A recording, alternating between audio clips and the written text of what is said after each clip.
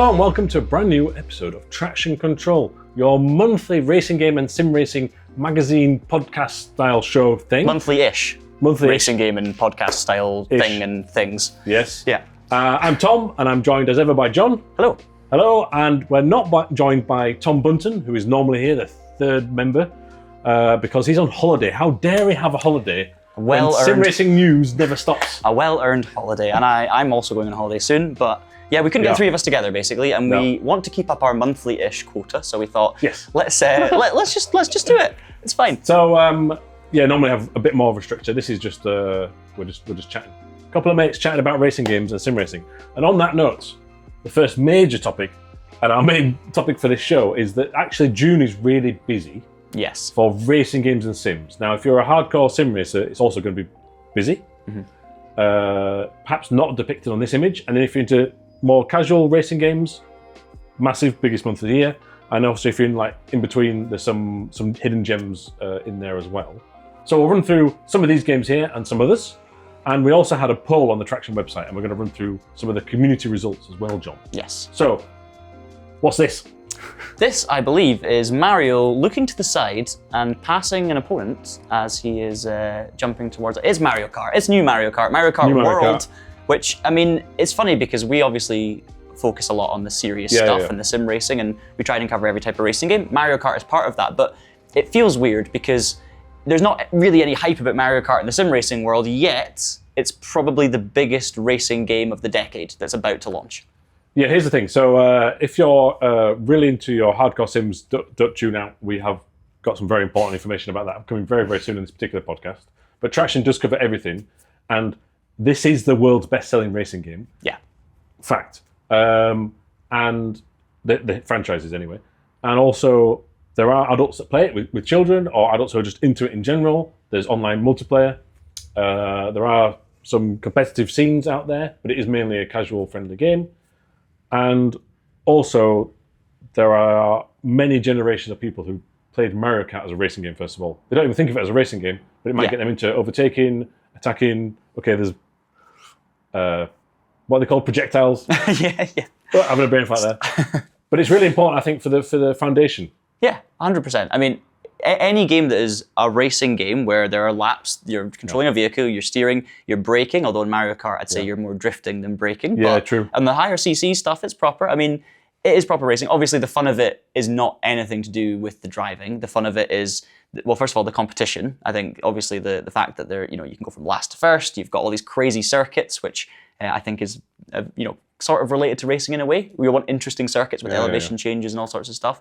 But mainly, it's just fun competitive racing. And I think the joy, if you take away the joy of driving and you just focus on the joy of racing and trying to beat your friends and the competitiveness of, it's the final lap, I've not got much time to do something, I've lost time in that corner, I've missed it, I've run off the road. There are certain elements there. And I mean, for me, every time I play a Mario Kart game, I'm having a good time regardless, whereas that is not the case with a lot of other racing games. Yeah, and also, you can still be super serious and then in your downtime or to chill out and relax. Yeah. It's not often a new Mario Kart game comes out because Mario Kart 8 Deluxe on Switch obviously was originally on Wii U. We're talking over 10 years ago. Yeah. Since the last all new one. So this is seismic news. Yeah. And so this is coming out alongside as a launch title as well for the Switch 2. So brand new console hardware. Yeah. So there's actually a decent lineup of racing games day one because there's also going to be Fast Fusion, which is this game on our picture here for those listening in audio. But those watching can see, it's like if you're not familiar with the Fast franchise, it's like a F-Zero / Wipeout.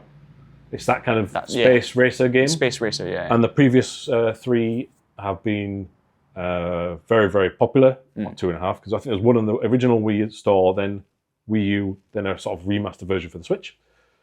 So that's two really strong racing games on day one, which is the 5th of June. Yeah. Have you got your pre-order in? I've not yet, but I'm getting pressure to. Okay. There's a bit of a want for a Switch 2 in the house, and I think it's great, to be honest, that we have, even, I guess you could say it's loose representation, but it's great that racing games are represented at the forefront of all of these consoles. Because obviously when PlayStation launches, Gran Turismo is a big thing, right? It's a big deal. Everyone talks about it. It's like a front leader for the graphics and the performance. And Mario Kart is that for Switch 2 as well, right? And the same for the previous Switch. So to have a racing game as one of the biggest overall games compared to everything else out there, I think that's great for us, even though it's Mario Kart. Yeah, amazing. I mean, we'll have to see if this game is any good. Yeah. But you're right there about Switch. Switch is such a sort of family-orientated, partner-orientated console as well. And anybody of any age or background, I think, can have fun on it. Yeah. So sometimes, it's good to relax, chill out on the sofa. Yeah. Play a great game with friends and family. Speaking of relax and chill out. Oh, yeah. This is Ridge Racer, right? This is Ridge Racer. So also on the 5th of June, it was thought to be a Switch 2 exclusive when it was first unveiled, but now it's also on PlayStation and Xbox. And the first Switch is Ridge Racer, the first Ridge Racer. And people would say, oh, that's already been released on the first PlayStation. But that was a console port, John. This is the first time ever the arcade cabinet version is going to be released at home. There you go. That's the sort of information you get from Traxion Control. Absolutely. I've not played much Ridge Racer. This is the start can't even to get in there at the origins. Yeah, story of Ridge Racer. So I should start here. Another great arcade racing game. Yeah. Literally arcade, because it's from an arcade. Which is cool. As opposed to the current use of the term, which is anything that's not a sim. Yeah. And I think, using a derogatory sense, we should embrace arcade games, and that's a typified. All of these titles as well are clearly like fun-oriented, chill-out racing games. Like obviously a Switch, you're not going to have sim racing hardware working well on it. It's different. It's a different type of machine. It's portable. There is a steering wheel just for the new Mario Kart game. Okay. Is it force feedback, Tom? No, but it's one of those, where it's like a plastic bit that goes over the Switch 2 controller and you motion it. Yeah. Official Nintendo licensed. So there will be sim racing hardware available. But you know what I mean? What I mean is like the Switch 2 goes for a different market to obviously PC gaming, but PlayStation, because it doesn't need to take itself too seriously. It needs to be fun. It needs to be easy to play, portable. So the graphics are different style. It's not photorealistic, or at least if it is, it's not going to be as photorealistic as the stronger hardware. So I think therefore the Nintendo can really lean into these sorts of games and basically shine a light on a lot of games that get overlooked. And also, actually, it will run 4K 60 with HDR this time around. I don't, that's a lot of numbers, and it gets people excited. It's a Switch. I think the Switch looked perfectly fine the first one, especially a properly optimized exclusive game like Mario Kart 8. But now this is like the first wave. I'm really interested to see what other games come to the Switch 2. For example, I think it's mad that there isn't a Formula 1 game. Yeah, even some sort of simplified or F1 Manager is on the first Switch. Yeah. Right at the end. And that series is dead, but there's no driving version of it. But it's crazy because even though a Switch is limited in terms of its capabilities, relatively, it's still Formula 1 is still super popular, and it's also popular to a casual audience who would play it on a controller. Therefore, there must be some sort of way you can have a Switch version of Formula 1, even if it needs to be streamlined and simplified slightly. Yeah, it seems like a kind of missed opportunity. They've stopped. Codemasters have stopped developing the PlayStation 4 and Xbox One version. Yeah, but that seems to be similar sort of power than the Switch 2. Yeah, maybe a bit less. So hopefully they can allocate some resources for a Switch 2 version. EA Sports FC and Madden are both confirmed in some form. And then also we'll see other things like the first Wreckfest was on Switch. Will Wreckfest 2 be on Switch 2? But that's kind of, again, perfect game for a Switch. Something like this. I mean, it seems graphically intensive. Anyway, we should move on from Switch because Switch up. Well, on our poll of the games that are coming out in June, we also included some known DLCs in there as well. And this is on the Traxion website, and do check it out every day for the latest sim racing and racing game news. Mario Kart got 18% of the votes, strong, because actually we normally think our audience skews towards serious sim racing. This goes to show that even if you are... Yeah, I think that's fair. It's fun enough, it's crazy enough, it's well known enough that even serious sim racers love Mario Kart. But the most voted for was the Le Mans Ultimate DLC and updates, and then just third place was the iRacing season updates. We should also shout out to Rally Arcade Classics, which has already been out on PC. There was a demo. I think you'd really like it, actually, John. Arcade rally game with like non-licensed content, but you know what it is. Yeah. I've played plenty of those games in the past few years, and I've enjoyed most of them. So that came out on the 1st of June for PlayStation and Switch for the first time, and on PC, GT Manager. Yes. Which had a rough start in early access. Yeah. But we've got Dan Terry on the job, and in the coming days, we'll have a review on the website of the version 1.0, which is also out. Well, it's on the day of recording, but he was very keen. He was very keen to help us out with that one because it's a game for him. I did. I was showing it at Gamescom as well last year, so it was a long time ago, and you could see that there was something there. I think my concern at the time was didn't seem to be doing anything completely unique or new that other management sims had done. But I guess it was also a development of like they were also part of that movement in the first place. And then obviously with GT Manager, it's the first time they've gone into a full PC level game. So yes, they've had 6 months or maybe more since the early access launch to hopefully expand the depth of gameplay there. But we'll have to see in our review. Yeah. Final thing, actually, before we talk Le Mans Ultimate and iRacing, do you want to have a guess how many copies of Mario Kart 8 were sold? I'm going to say like 12 million. 12 million would be a great number. If you're watching on YouTube, let us know in the comments below. Don't Google it. And we'll come back at the end of the episode to see if John's right or not. Right, okay. Okay. I've forgotten about that. So now we should talk about our most anticipated, based on our audience's website poll update, which is Le Mans Ultimate's, what would you call it, I suppose? It's like a significant update and some DLC. Yeah, I guess in terms of the DLC, this is the conclusion Pack to 4. 2024. So yeah, Pack 4, Season Pass. So this will mean that we now have the full 2024 content, including all the tracks, all of the cars. I know we're already midway through 2025, but it's catching up, right? I mean, we weren't, this is catching up. And I don't think the cars specifically excite me that much. The Lamborghini's cool, but and it's never my favorite car on GT3 Sims. I like the Lexus. It's going to be a bit more similar maybe to the Mustang. Well, I like it because is there another sim with the Lexus? Yes, ACC.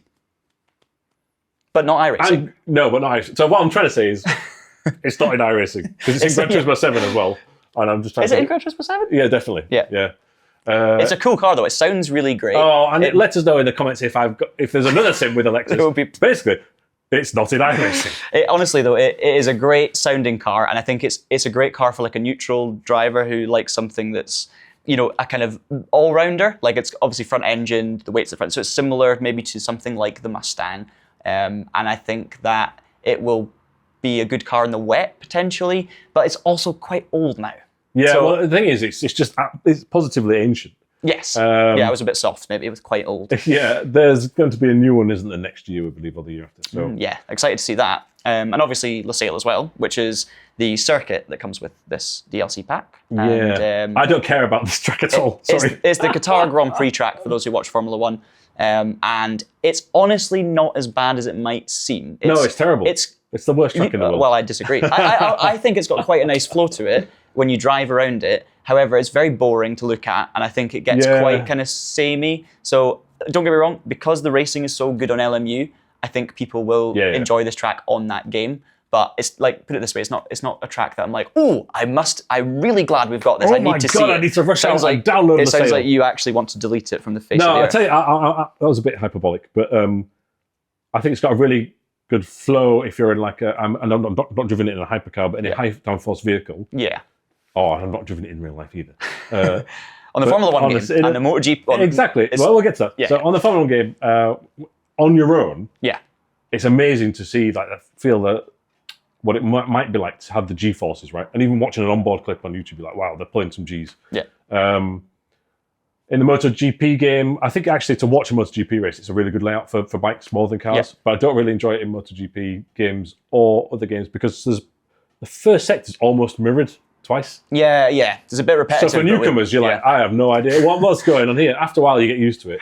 Yeah. I just don't think there's necessarily, apart from the first corner, that many overtaking opportunities, perhaps. I've not really driven around it in GT3s, and I think that's going to be a big test for if it's because I think I'm going to enjoy it in hypercar. I think it's going to be really difficult in traffic because there's going to be a lot of corners where there's small sections between corners, and there's going to be a lot of impatience. A bit like some of the sections of Bahrain, I would say, or maybe even Spa. But it's not as interesting as Bahrain or Spa, in my opinion. However, it's great because it completes the set, and obviously it helps in the development of LMU that 2025 sees no new circuits on the calendar, because it means now not only do we have all of the 2024 tracks, we've also got all of the 2025 tracks. Yes, and you made a good point when I was saying overtaking and stuff.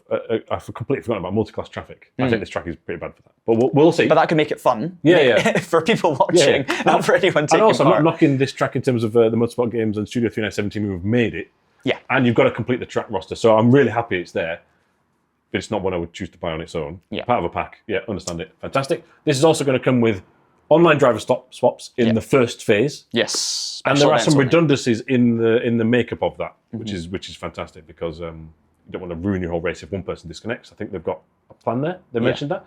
Also, custom liveries, but only if you're a subscriber to Race Control Plus Pro Max Ultra. Yep. And also team-based gameplay, so you can create a team now, like an iRacing special event kind of thing. And a specific driver roster, so you can almost. I think that's really cool. You know, you can that's the you can create a team, but within that, you can have your like set lineups of who does what, and I think that's going to be great.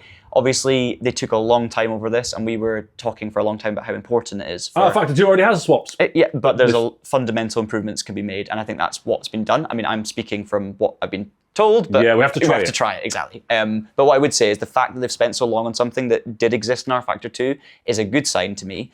But we have needed it because you can't have an official World Endurance Championship game without multiple drivers sharing a car, because that is literally the thing about World Endurance Championship games. So I'm looking forward to trying it, but only at the start at special events, which is, you know, it's going to be essentially slowly dripped in, and I guess that way they can test bugs and make sure it's fine, and then hopefully have it more prominent in the full release. Yeah, and we should move on from Le Mans Ultimate. We're not going to, because also we know that the 13th of June is the ACO press conference. ACO is the Automobile Club de l'Ouest, who runs and organises the FIA World Endurance Championship and the 24 Hours Le Mans race and European Le Mans and Le Mans Cup.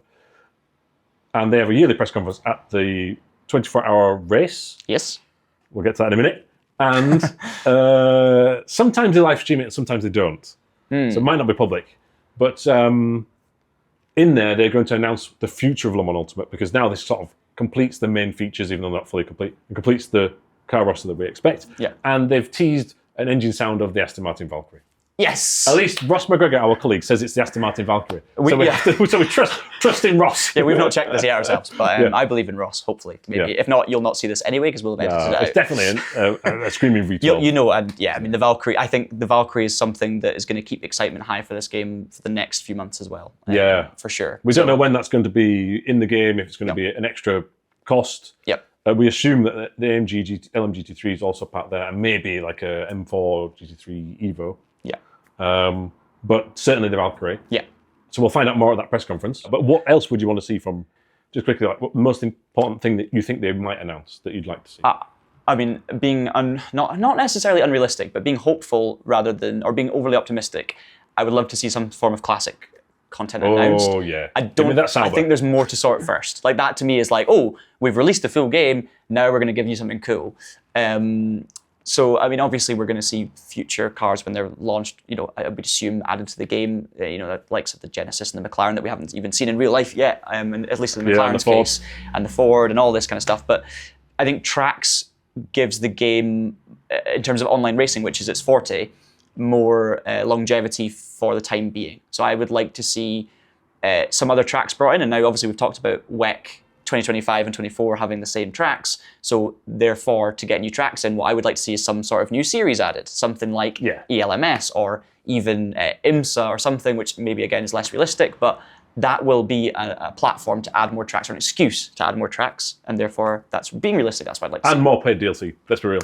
Of course. We don't know for sure, but I would like to predict in this episode that ELMS is the big announcement for, that would be cool. For June. Well, we'll have to see if I'm right or wrong.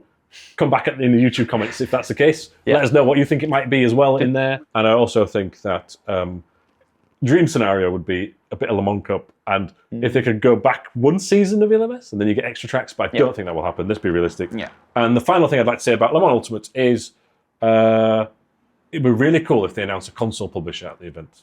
Yes, because they've been keenly teasing it all the time, and we still don't have any actual information. So it's like, a part of me is just like, is this just stringing us along over and over again to keep us to keep the console players engaged and keeping an eye on it? So please just announce something. Right, come on. Yeah, I think that obviously they're working on a deal with a third-party publisher. Yeah, and they've had other things to worry about. Yeah, exactly. They take time, don't they? So moving on, this is not Le Mans Ultimate, which is funny for Traxion. Is it Box and Stop?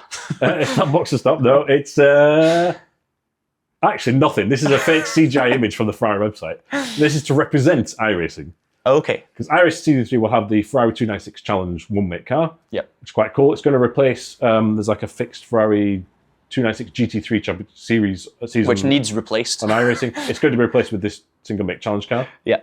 But there's other things. It's like the Bend, which is actually called Shell V-Power Raceway or something now. But we know it as the Bend in Australia, which is the second longest track The in the Bends world. plural is what it should be called. Or the Bends plural. The many yes. Bends. The many Bends. Bit of an anonymous venue. Yeah. Also, though, it's like 5 or 6 rescanned NASCAR tracks. The Gen 4 older NASCAR cars. Some other updates to the IndyCar, but not the hybrid system. And also the hybrid system for LMH delayed. Should have been in this one. Yeah. So we're not doing well on hybrids at the minute. iRacing says they're working on it hard. And there's all sorts of other features which you can find out on the Traxion website. Yeah.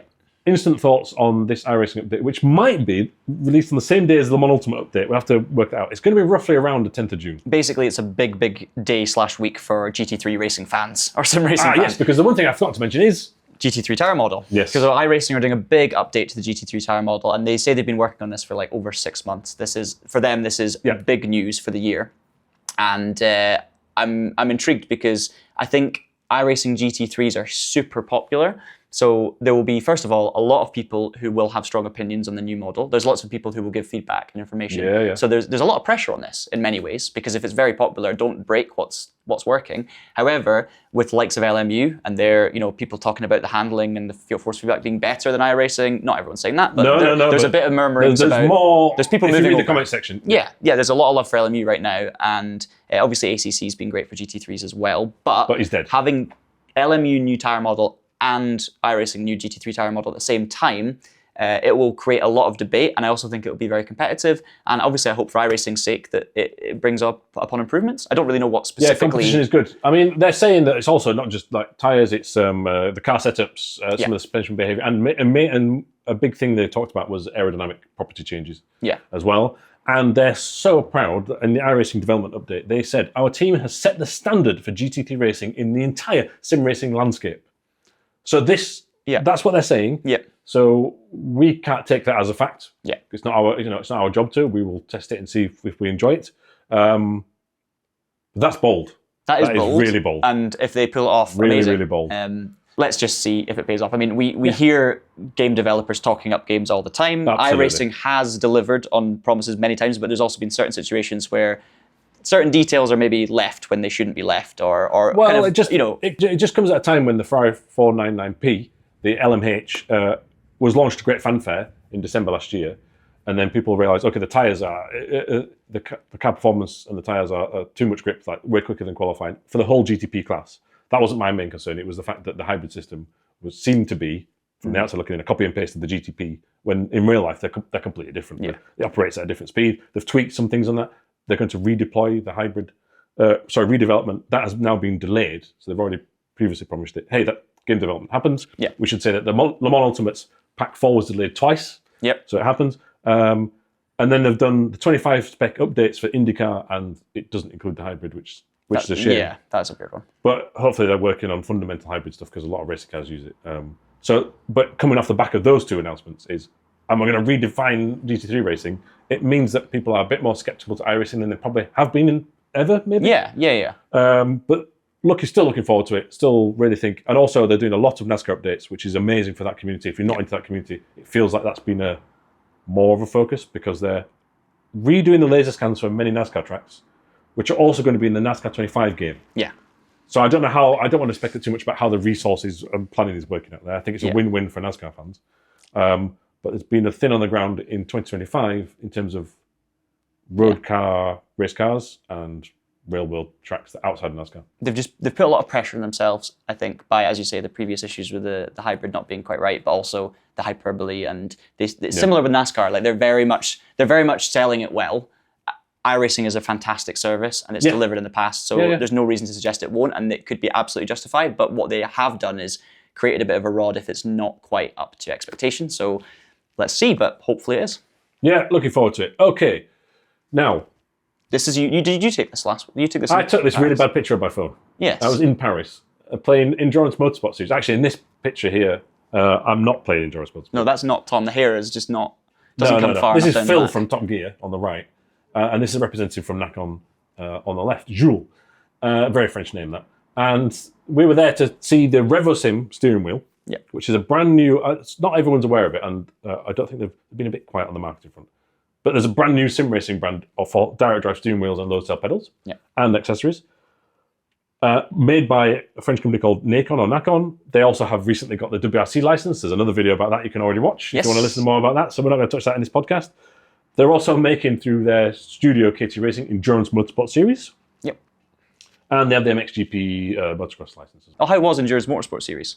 Well, it's really obviously, I think when we first saw it in Gamescom, it could be like a Le Mans Ultimate mixed with an F1 manager. Yeah. Neither of those things. It's got far fewer managerial elements. Okay. And to drive is nowhere near a simulation.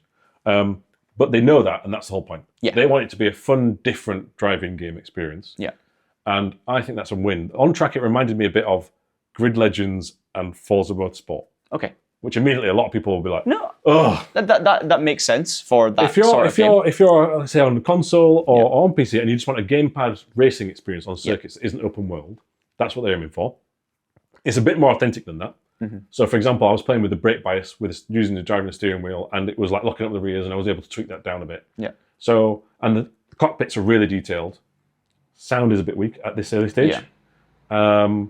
But it's a fun game to drive, and when you're racing against AI, they're all smashing into each other like Grid. Yeah, okay. I mean, I played this game as well, but a long time ago, it was 10 months or something. It was Gamescom last year, we both tried it. And this is all work in progress. Yeah, exactly. At that point when I tried it, I remember thinking, okay, I'm going to completely ignore the driving right now because it doesn't exist. Like the driving is just not right, but at that point it was like that was not the premise of the game. That was probably not the bit that was being worked on. So I'm really happy to hear it's improved, albeit only to a certain degree. It's a big step forward. You can't make I don't think anyone could realistically make an iRacing and a F1 manager all in the same game. And that's what everyone would like. Yeah. But the resources of the physics engine and the graphics together, you have to have a trade-off or a massive development team.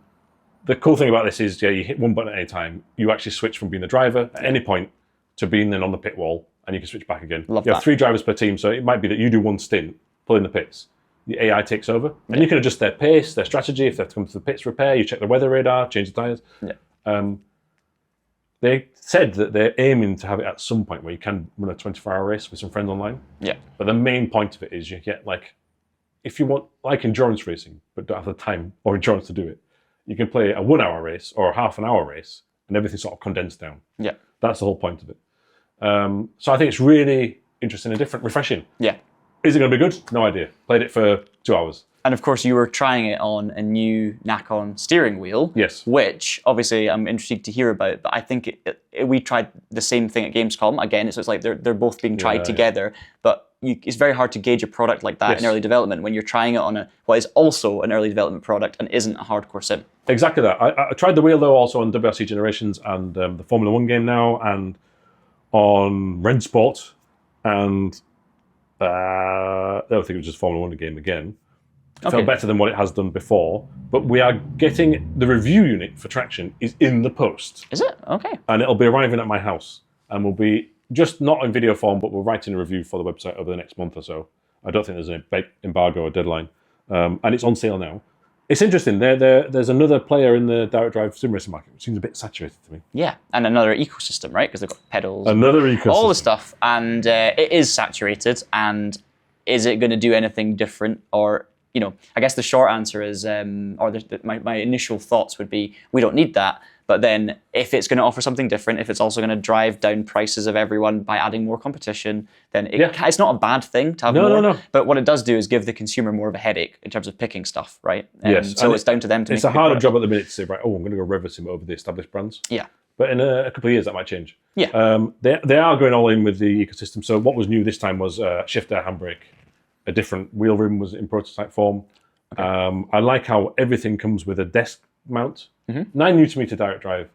It's not that cheap, but it's on a level. Yeah. Is it about €700 or something? Okay. We'll look up the exact price and put it in the description. So they're not trying to undercut or overcut in quality. They're just going for middle. Here's the middle. Yeah. But even if you buy the handbrake or shifter, it comes with a desk mount. Yeah. Knowing that not everybody has the space for a rig. You can mount it to a rig, but it has that all included, which is great. The shifter is like the Fanatec one, hitch pattern, and push down for reverse or a 7th. Yeah. And then flicker switch for sequential. Okay. And there's going to be a 5 Nm one announced in the coming months. And do you know if these... At a lower price. Okay. And do you know if the actual wheelbases have table clamps with them as well? They do. They do. Okay, so it is fully like... you can do this on a rig or a desk. Yeah. I mean... I like that. the buttons look, if I remember trying it, the early version of Gamescom, it had plenty of buttons, it looked quite nice, but it was very hard. No, it wasn't. It was very hard to form a full opinion on it. So I'm looking forward to seeing the review or reading the review. But yeah, I mean, it's so tricky to try and make a mark in hardware nowadays. Yeah. You need to be doing something very special. I know. Because there's just so much out there and there's so much information out there. Like, how do you break through? I mean, it's a big company, so it has every chance of succeeding, but at the same time, it's got a lot of catching up to do. So I think the fact that they've gone straight in with pedals, you were saying there's a prototype wheel rim, so multiple wheel rim options and a couple of bases maybe, or one coming, and the peripherals and all this, that's something, but it's a big commitment. Yeah. For the consumer and the company. Yeah. But Nacon, for those who don't know, has been making like licensed third-party gamepads for PlayStation, Xbox for a number of years, and they've got a headset brand. Yeah. It's all part of a big company called Big Ben, and then they own KT Racing, which makes racing games like Endurance Motorsport series. But they're also a publisher, and that's why Rensport was there, because they're publishing that only on console.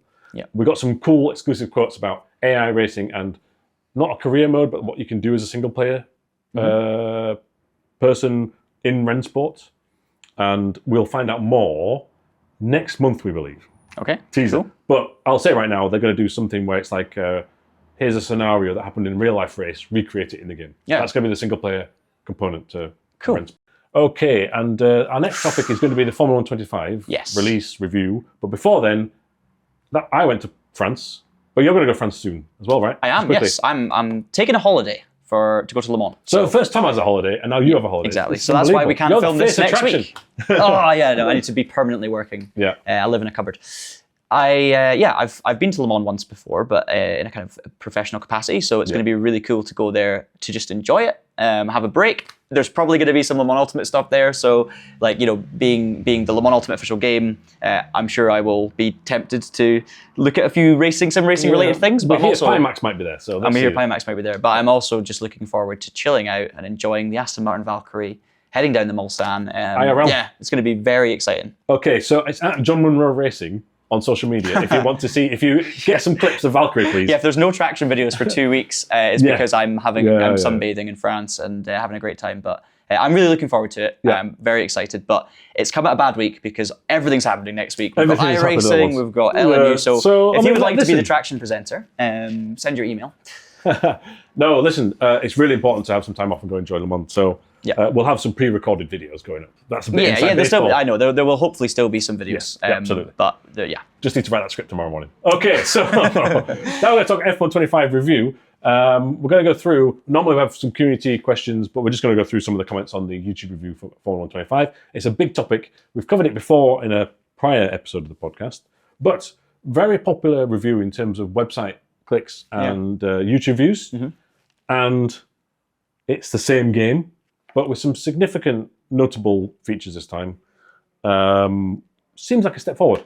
It is clearly a step forward. It's not a step in a different direction. It's not a leap. Like no one who disliked or was disenfranchised by the F1 franchise is now going to be fixed. But no. For people who do like the F1 games and don't mind that it's a similar game every year, it is a much better product than F1 24. It drives better. The My Team has had significant improvements, which is really good, or just at least a refresh, right, to make it more interesting. Breaking Point returns, which adds something that's optional but great fun if you're a single-player racer, casual, you like the story mode stuff. So I think it ticks a lot of boxes, and they've done a good job. However, obviously, I would like to see maybe a new game engine and all these things in future F1 games. It really is the single-player progression modes that carry this gaming experience through. Yeah. So yes, it looks better. Yes, there's some laser scan tracks. Yes, there's some reverse tracks. Yes, there's better VR performance. Surprise feature there. There's some the car sounds or the sound of the game in terms of like the barge boards skidding the track are better. You can get stuck in the gravel more. Yeah. So there are actually there's cool details as well. Cool details. Yeah. But it's this single player. If you're wanting a racing game that has single player progression, this game has 3 modes. Mm-hmm. Driver Career, My Team, Breaking Point. They're all distinct to each other. Yeah. They all offer a really rewarding game loop. You can also play 2 of those online co-op with a friend, which is really overlooked. And then there are other games that say like iRacing is making a career, but it's taking a long time. What it's going to be, no one knows. Le Mans Ultimate doesn't have any single player championships even at the minute. It will do in the future.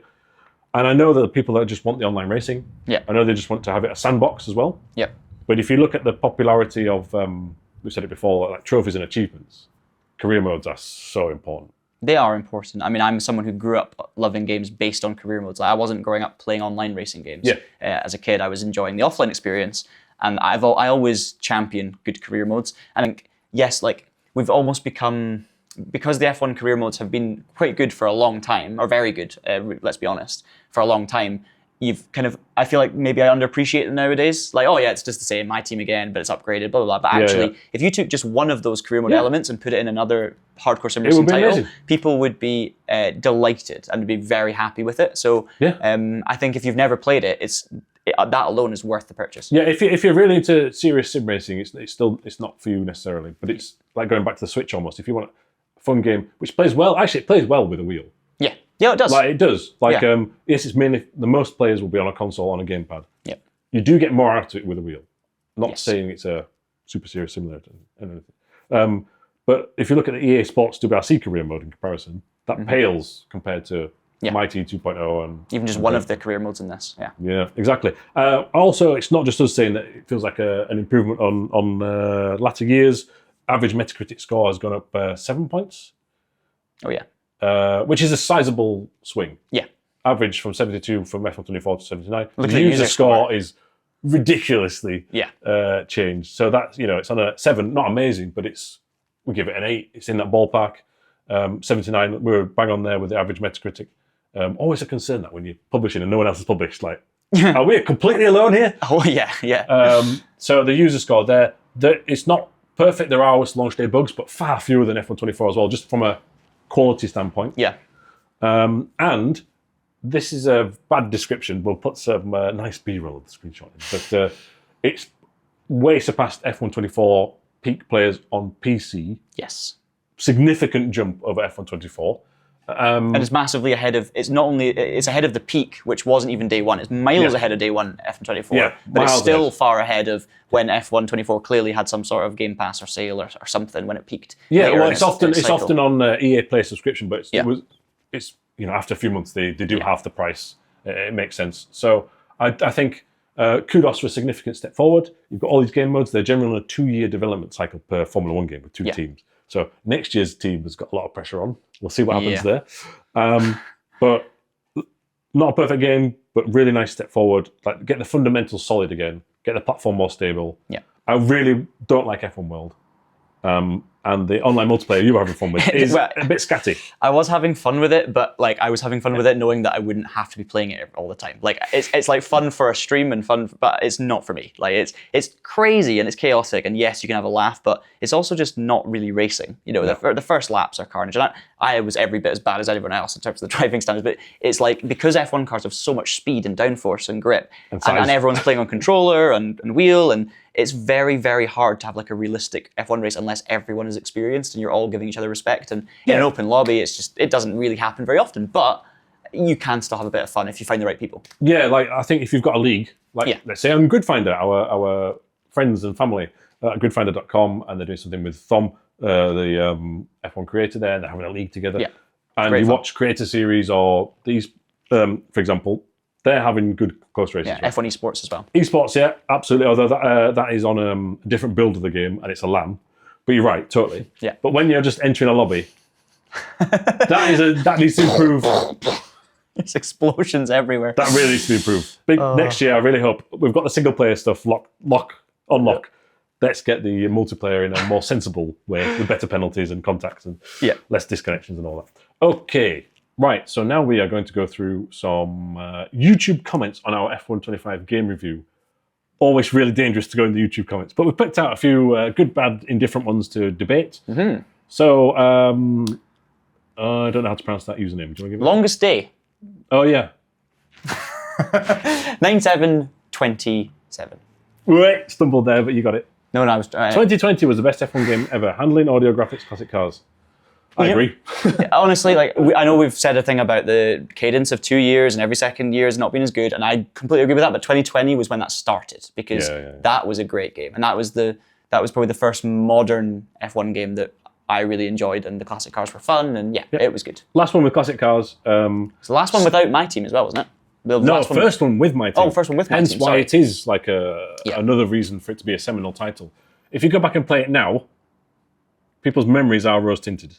Okay. But it still holds up and it's still really good. The tracks look really bad now in that game. Yeah. Like really, really bad. Okay, Mudworld, M8J. Yeah. Sorry, hyphen. Mate J. Mate J. 558 timestamp, where we said the force feedback feels a bit numb compared to some sims. Yeah. Why would you defend this? Oh, and we said also, it's a game, it's not trying to be a sim. Why would you defend this? Adding better FFP would be a trivially easy thing for them to add as an option, regardless of it being a simcade or not. First of all, instant ban for using the term simcade, but that's for another time. Because it's always used in a derogatory sense. Yes. If a game is not aiming to be a simulator, it can still be fun. Yep. Tiny studios with 2 employees manage to cram more features into their games than a franchise has in 20 years of experience making the exact same game. But this is one of the most feature-rich games I've seen. You can buy in racing games full stop. Yeah, like multiple different levels of career mode, a story mode with full cutscenes and everything. Obviously, all of the official content, F2 cars, like there's so much in there. F1 World, that's a huge mode. I know it's not great. Terrible, but it's there, and I don't see any other 2 studio employees having more features. Yeah, like this is a hyperbolic, exaggerated statement that's got 82 upvotes, so people are clearly agreeing with it. However, what I would say is an element that causes this perception is the yearly release cadence cycle and the iterative updates, as opposed to big updates. It makes people think, if you actually played F1 25 versus F1 2020, back to back on the same day, you will notice step forwards in visual fidelity and track accuracy and the My Team mode's expansive and the story mode being added in. So there are differences. But I understand. I don't think adding better FFB is that easy because you think about the number of steering wheels in the market, different ranges, different things. But also it's directly linked to how the physics system works. Yeah. Like, don't get me wrong, it would be great if we could have better FFB on any game. We'd love it. Right? But I don't think it's that simple. And I think if it was, every game would have great FFB. And as you say, like, it is not a hardcore sim. That's just a fact. Because it can't be. Because it's trying to cater for lots of people and it sells more copies because of it. So, and I think actually the fact that it feels pretty good in a wheel, but still great in a controller is probably the right compromise. So even though it's annoying... Don't play Le Mans Ultimate with the controller is my tip. Exactly. Not that I think they should aim for that. It's fantastic with the wheel. So I would disagree with the comment, generally speaking, but I can see where they come from. People are frustrated. Like people, if they were annoyed at last year's game, if they were annoyed at the fact that it was similar to the previous one but worse, you carry that frustration over. I completely get it. And I think it would be great if they did a F1 game and an F1 sim separately within the same license. Yeah. That would be amazing. So let's hope they can do that, and then that would help this mindset shift because they've appeased that loud vocal minority in the comments. And by the way, I know we've just been disagreeing. But thank you very much for commenting because we'd asked for your opinions and you're giving it, and it was completely legitimate. So thank you. Travis says you forgot 1959. Oh yeah, sorry. What's with the YouTube numbers these days? It's so weird. I don't get it. Nice to see. Sorry, Travis. We're offending everyone. Nice to see Codemasters. Incorrect apostrophe there, but anyway. Nice to see Codemasters graphics are still 10 years behind random sim game companies on PC. I agree. Yes. They've added path tracing and better laser scanned environments and stuff. And on paper, it's like it can do 8K on a PS5 Pro and 120 frames on a console and a load of graphic settings on PC. Something about it I can't describe. Doesn't quite have the fidelity of other games out there. And because it looks very similar to previous games, even if it's a small step, you have this perception of kind of looks still similar than the previous games. Yeah, like the cars actually to me look soft. They don't look like they're almost not real. They're it's a game. Like it looks like a game, and I don't mean obviously there are lots of sims that are photorealistic and all these things, and I think this kind of toes the line somewhere in the middle, and it's got all these kind of shaders. And if you play different F1 games, you see like there's almost a different color palette on each one that makes it slightly different. But there's no like when I go back and play an older F1 game like 2021 or 22 or 23.